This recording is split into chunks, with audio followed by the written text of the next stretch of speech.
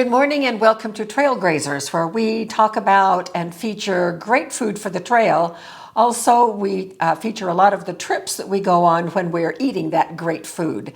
And today we are going to do something that we love to do, which is preparing guacamole for preservation so that we can take it with us on the trail without refrigeration, and then we can make it up whenever we're wanting to have a little bit of guacamole and chips, which is actually quite often. Today was supposed to be the release of our video on hotel room meals using steak bites that we promised when we did last week's video on the steak bites. But we had interruption by avocado. We found these on sale, and of course avocados wait for no man or woman. And so they are ripe and ready to go. And so I'm going to prepare these. I have this handy dandy little tool, and I'll show you this in just a minute. Then we're going to mix up the guacamole. We'll do most of this work off camera. I'll show you one avocado using this little tool. And then we'll go off camera for me to do the rest. Then we'll come back when we're ready to mix the avocado into guacamole. And I don't have a recipe that I can give to you because I do it by the seat of my pants every single time. I do it by taste. And I'll show you how I do that. Guacamole is a very individual preference on taste, and people pretty much love to do it their very own way. So let's get started. So I'm just going to use the blade part of this to cut around this way.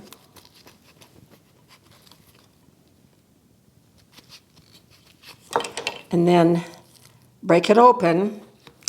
And then I'll use this part right here to remove the pit.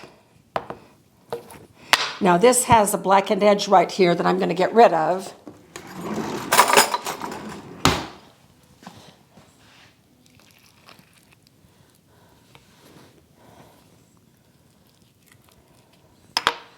Then I can use this end to just slide right through here and slice them, which will greatly improve my ability to mash once I get to the mashing part.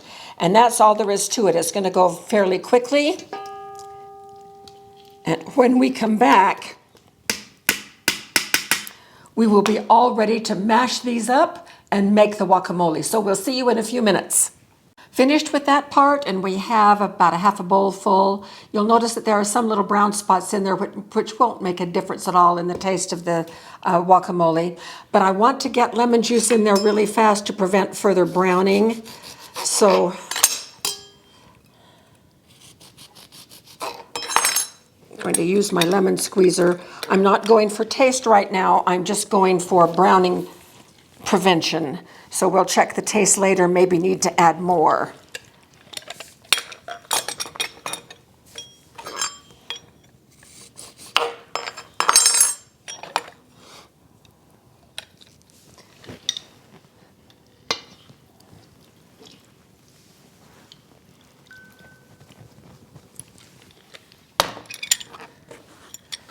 All right, so let's mash, get this lemon juice mixed in, and then we will go for the seasoning.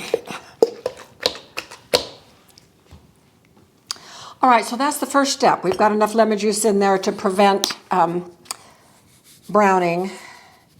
I'm going to put some salt in, probably about a teaspoon. I'm going to put some garlic powder in,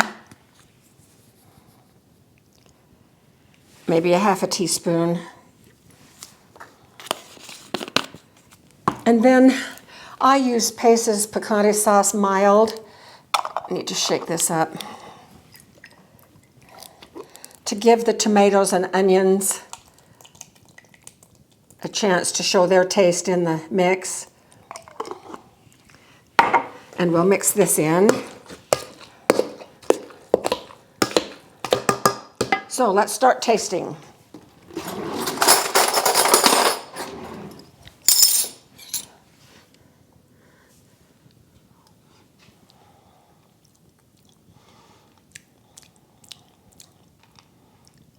Pretty good. One more lemon.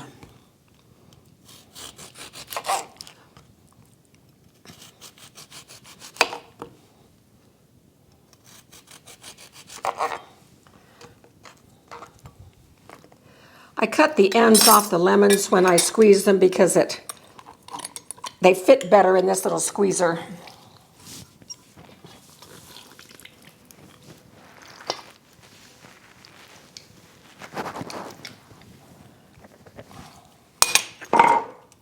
All right, more mixing. Fresh spoon.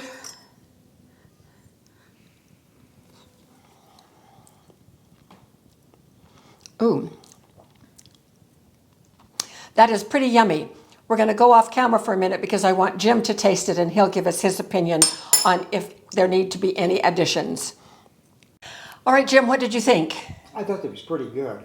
So no adjustments? No adjustments, it's doing fine. A little pepper, but you said you don't put pepper I in. usually don't put pepper in. Okay, then no pepper. All right, so the next step is that we are going to freeze these in these little ice cube trays that will make dollops for us. This is regular freezer. Once these are completely frozen, then we are going to put them in the freeze dryer. So here we go, let's fill these ice cube trays. And I probably will not have enough ice cube space, so I've got other types of ice cube trays that are not quite the same as these. So we'll see if we have to get into those. If we have too much, we might have to eat the stuff. Oh, darn. That sounds terrible.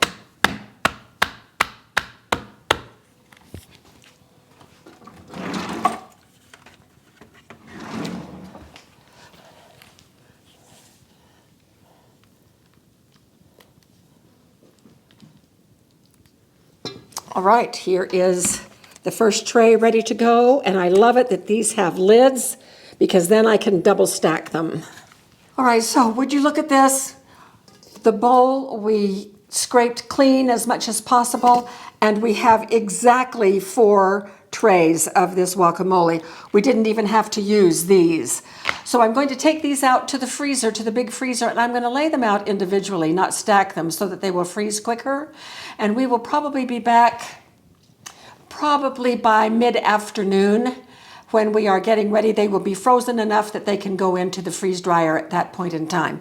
This will not be enough to fill our freeze dryer, so we will probably add a tray or 2 of some new shredded cheese that we just got in bulk at our favorite restaurant store. So we will be back when we're ready to fill the freeze dryer trays. These have been in the freezer for about 5 hours, so they're pretty solid. So we're going to see if we can get them out fairly easily.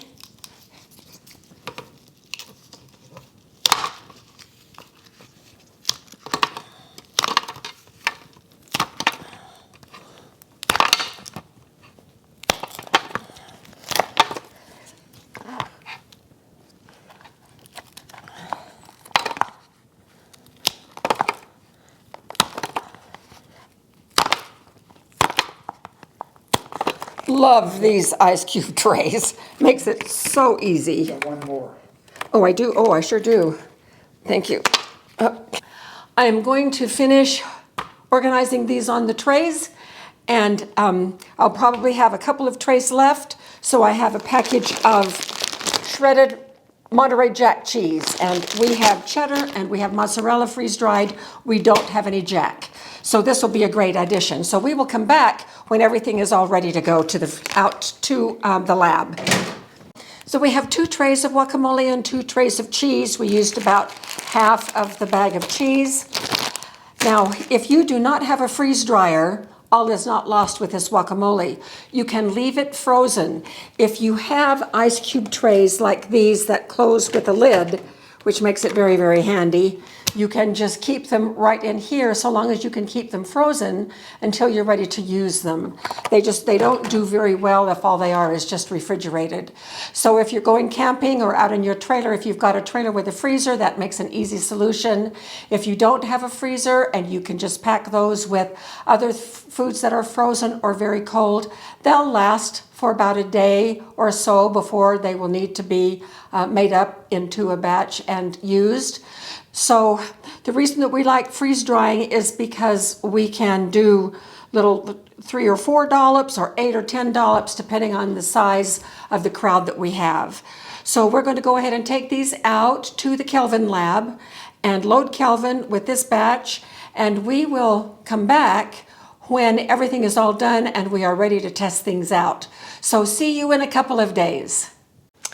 Good morning, and here we are 2 days later. It was quite a long processing time for this batch, but they look just great. They finished sometime in the night and were ready when I woke up early this morning. So the first thing that we're going to do, I broke open a couple of them to just ensure that they were dry all the way through, and they are. So I'm going to put those two right in this little bowl, and we're going to reconstitute. Now, when I reconstitute guacamole, I do it by degrees. It happens pretty fast, and I just add water as I go until I get the correct consistency. So we'll let that sit for a minute, and that might be it. So I'm just going to put the rest of these into one of our quart jars. I'm just going to drop them in. These are so handy in these little dollops. I know that another way to do this is just to spread the guacamole in a thick layer on these trays, and then freeze it, and then people powder it, and then they make guacamole from the powder. And so there are different ways to do it. This is my preferred way to do it.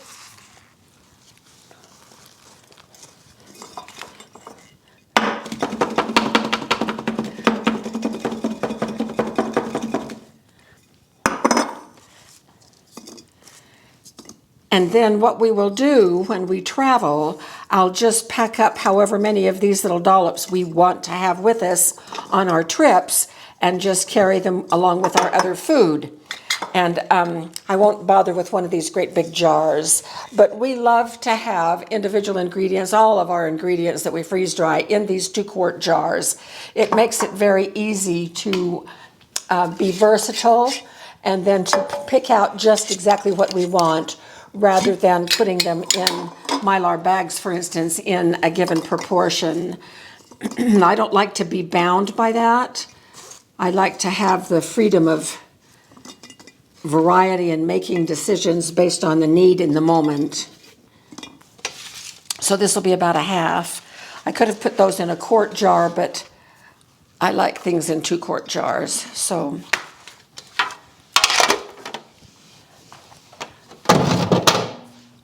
all right, let's check our guacamole.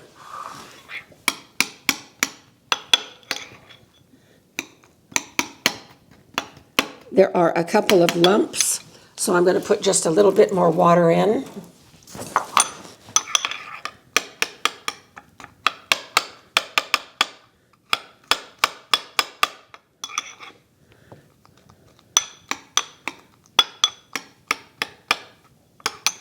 All right, we're going to let that sit for a minute. I'm going to get out a couple of, a handful of corn chips, and we'll be back in a moment.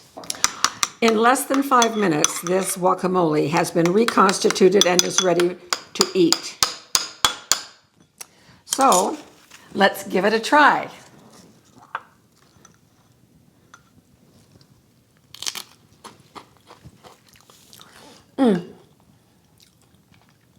I could just have that for breakfast. It's perfect. It is great. And for hotel room meals, see how easy this would be to make up a little snack that is this wonderful homemade guacamole, and we would just carry some corn chips with us. So this has been, I think, a great success. And the next step is just to vacuum seal these.